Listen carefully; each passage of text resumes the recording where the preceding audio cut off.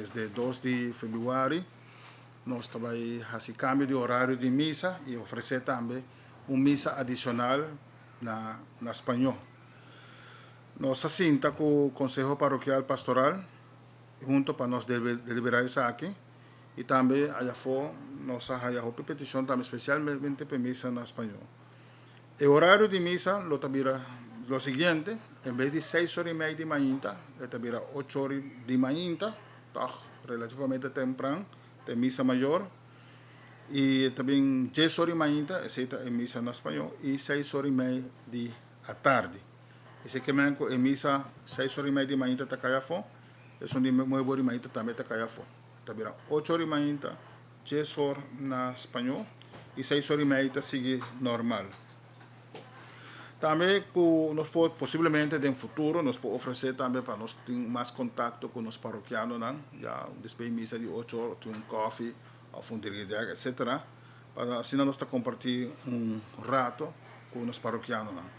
Arriba de luna, nós está lá dia livre para nós, porque já não está assim, não está verdade, mas está dia que nós está sossegado, mas que outro paroquia não tem, mas diferente fecha, não? E hoje agora nós temos dia livre, nós temos ajuda outro colega sacerdote na paróquia, agora não está no exterior. Que a luna e agora não está vai ter missa. E horário de 14 está corre normal, maneira sempre, de luna para viernes, de 5h para 6h da tarde. Também o cantor de Santana está abrindo, queda corre normal, luna já são já webs, de 5h para 6h da tarde.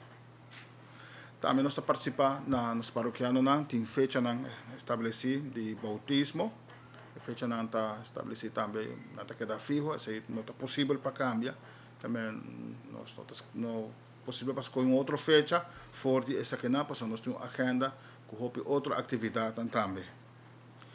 Nossa paróquia está seguindo oferecer missa na riba televisão, Telaruba, Diário TV, também riba YouTube, YouTube page está Dia do Senhor, Facebook page está Paróquia Imaculada Conceição Aruba, e possivelmente nos missa na espanhol, especialmente na espanhol, por ser transmitido em futuro arriba Tele Jesus Internacional na New Jersey, na América.